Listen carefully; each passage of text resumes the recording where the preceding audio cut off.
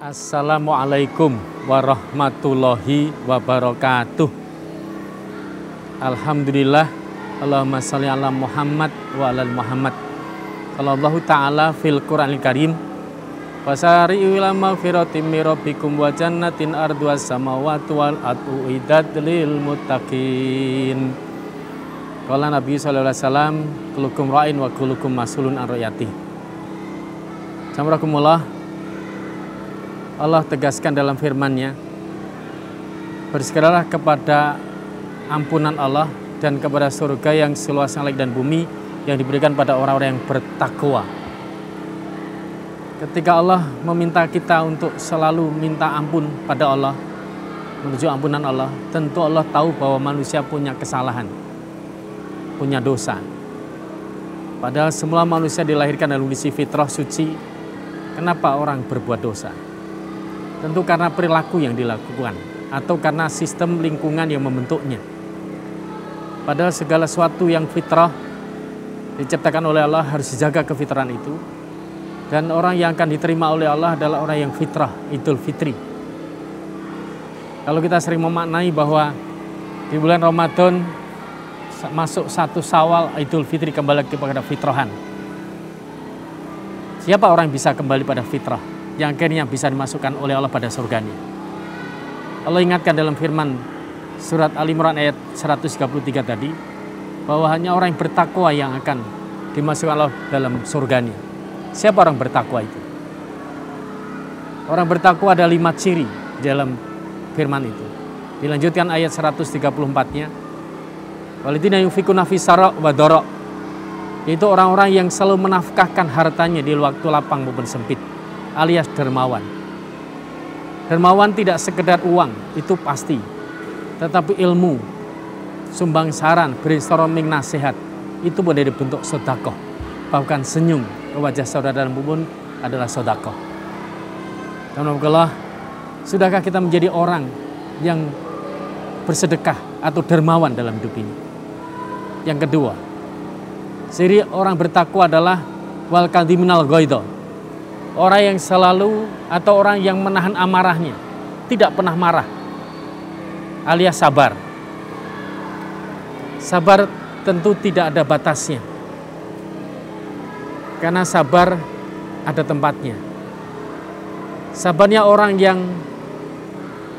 miskin setelah bekerja maksimal dapatnya seperti itu, maka qanaah, menerima ing pandum, menerima apapun yang telah diperoleh atas jerih payahnya. Itulah yang terbaik, sikap yang harus diterima, harus dimilikinya. Tapi sabarnya orang yang kaya adalah zuhud.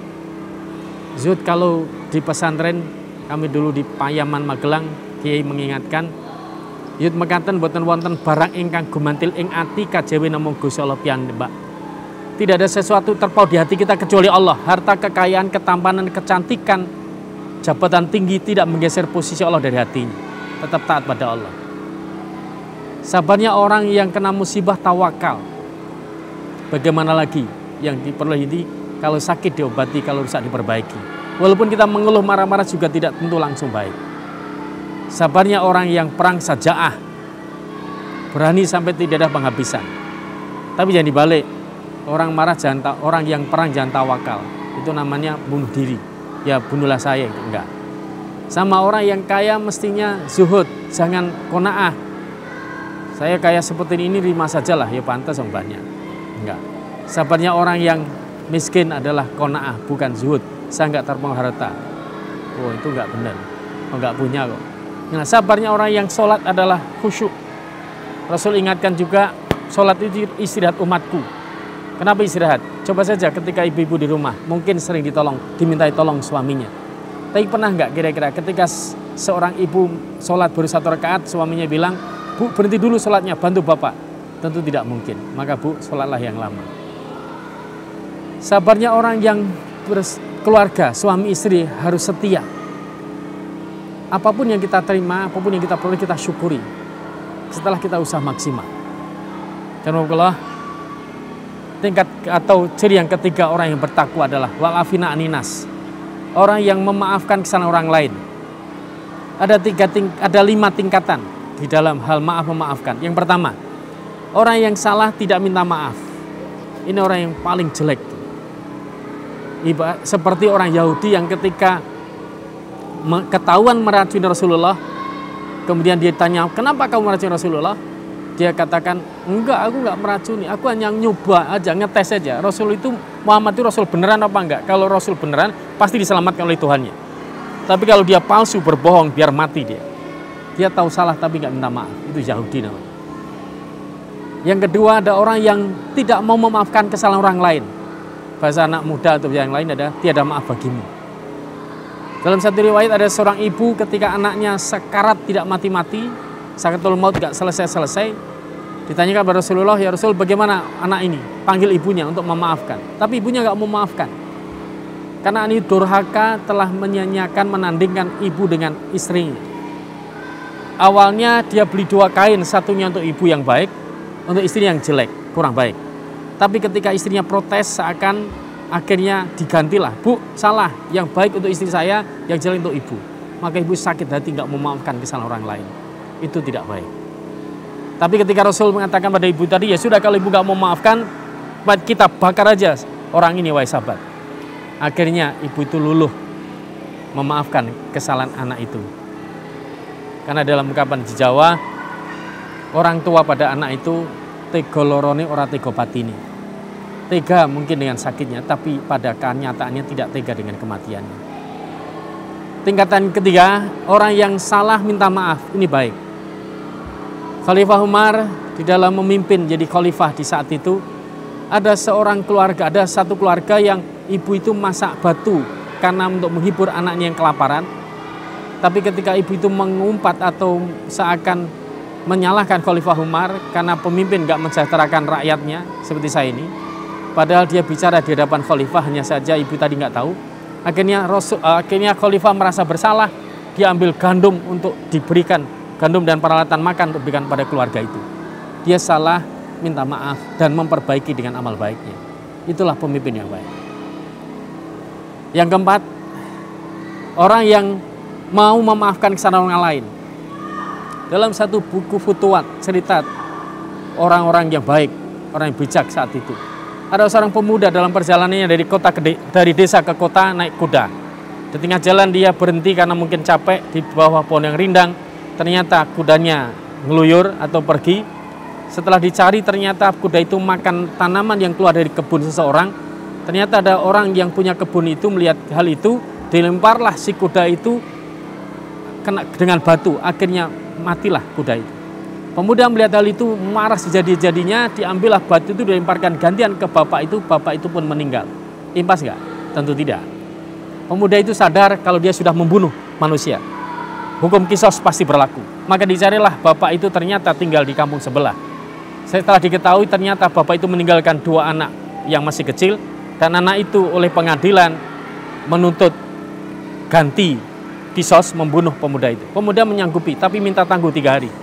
Tapi ketika kemudian diizinkan oleh hakim atau pengadilan, asal ada yang menjadi badal penggantinya, dia tidak kenal, pemuda itu tidak kenal siapapun orang yang di sekitar situ. Tapi akhirnya dia menunjuk seseorang yang insya Allah namanya Abdurrahman bin Auf. Ya. Nah, kemudian si Abu Dar, nah Al-Ghifari akhirnya oke, saya gantikan kamu, silahkan pulang. Karena pemuda itu menyimpan harta orang anak yatim yang tidak ada yang tahu kecuali dia. Biarlah itu saya tunaikan kepada orang lain, nanti biar diberikan saat anak yatim itu dewasa. Akhirnya pemuda itu pulang, ketika sehari belum datang, 2 hari belum datang, 3 hari belum datang, pengadilan memutuskan Abu Dar harus menggantikan dibunuh. Abu Dar siap. Tapi sebelum dibunuh ternyata si pemuda itu datang. Nah, ketika si pemuda datang, akhirnya ditanya oleh hakim, kenapa kau mau datang? Kalau kau nggak datang tidak ada yang tahu. Tapi pemuda menjawab, bagaimana mungkin aku akan mengorbankan saudaraku yang telah menyediakan jadi badalku? Dia tidak bersalah, aku yang salah, aku yang tanggung jawab. Ketika kemudian Abu Dar ditanya, wahai Abu Dar, kenapa kamu menggantikan pemuda tadi yang kamu tidak kenal? Dia katakan, aku tahu pemuda ini orang baik yang jujur. Andaikan dia mau lari sejak dia membunuh bapak tadi, tidak ada orang yang tahu. Tapi dia mau menyediakan diri untuk siap dibunuh, kisos. berarti orang baik. Aku rela kalau harus menggantikan dia karena kebaikan dia. Sesama muslim, aku rela menggantikan dia. Nah, tapi ketika kemudian si pemuda tadi menyatakan itu, melihat fragmen Abu Dhar begitu, dua anak kecil ini mengatakan, Pak Hakim, aku rela, lepaskan pemuda, jangan dibunuh. Aku maafkan dia. Karena dia orang baik, karena dia orang amanah, dia orang jujur. Jangan sampai terjadi pembunuhan. Kalau toh dia dibunuh juga tidak akan menghidupkan bapakku lagi. Yang terakhir, yang kelima, adalah orang yang minta maaf pada orang lain yang berbuat salah pada dia. Kalau orang lain berbuat salah pada dia, dia yang minta maaf. Atau orang lain berbuat salah pada kita, kita yang minta maaf. Itu yang luar biasa. Kenapa? Setiap kesalahan orang lain pada kita pasti ada andil kita atas kesalahan dia. Suatu saat saya naik mobil dari Jogja ke Semarang, di tengah jalan ditabrak oleh motor. Nah, tentu orang berpikir yang salah motornya. Tetapi andaikan saya tidak pergi ke Semarang, orang itu tidak akan nabrak mobil saya. Berarti saya andil atas kesalahan motor menabrak mobil saya. Semestinya saya pantas juga minta maaf. Maaf mas, Anda menabrak mobil saya karena saya pergi Semarang. Sungguh indah jadi orang yang muslim, mukmin, yang bertakwa itu. Nah, yang keempat, orang yang bertakwa adalah walau yuhibbul muhsinin. Allah mencintai orang berbuat baik, amal soleh terus dilakukan. Bahkan ciri anak yang soleh di dalamnya juga adalah bersegera melaksanakan kebajikan-kebajikan itu. Yang kelima, orang yang takwa itu yang akan dijamin masuk surga adalah waladina idza fa'alu fahisatan aw dzalamu anfusahum dzakarullah fastaghfiru dzunubihim wa may yaghfiru dzunuba illa Allah. Alaya. Orang yang bertakwa adalah orang yang ketika berbuat salah pada orang lain, berbuat keji dan mendolimi diri sendiri, dia cepat ingat pada Allah dan minta ampun pada Allah, dan dia berjanji tidak mengulangi lagi kesalahannya lagi, alias taubatan nasuha. Alhamdulillah, 5 ciri yang bertakwa, mari wujudkan dalam diri. Pertama, jadilah orang yang dermawan. Kedua, orang yang sabar, tidak marah. Yang ketiga, pemaaf. Yang keempat, berbuat baik, amal soleh. Yang kelima, cepat taubatan nasuha. Kalau itu yang dilakukan, Allah tegaskan, ulaika jazaohum maghfiratin min rabbikum wa jannatin ardhuha samawati wal ardu uiddat wa jannatin tajri min tahtihal anhar khalidina fiha wa ni'mal amilin. Sungguh balasan bagi orang-orang takwa itu adalah ampunan dari Allah dan surga yang mengalir di bawahnya sungai-sungai. Sungguh Allah akan membalas atas perbuatan baik manusia itu. Semoga dengan ketakwaan yang kita miliki sebagai garansi kita masuk surga Allah, sehingga kita akan mewujudkan dalam keseharian kita dan bermanfaat bagi kehidupan ini. Allah semoga izinkan atas hal itu. Aku hadza wastaghfir innahu ghafurur rahim. Wassalamualaikum warahmatullahi wabarakatuh.